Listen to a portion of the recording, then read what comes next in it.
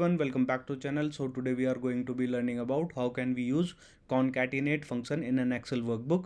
So in this particular sheet I have created a table in which there is first name, last name, and I have to extract the full name out of this. So what I'll do is I'll just type equal to concatenate, just press tab, then select this, comma, then last name, then press enter. As you can see, there is no space in between my full name. So what I'll do is, to get the space in between, what I'll do is I'll just press double quote over here, then give a space, and at last what I have to do is I have to provide one comma.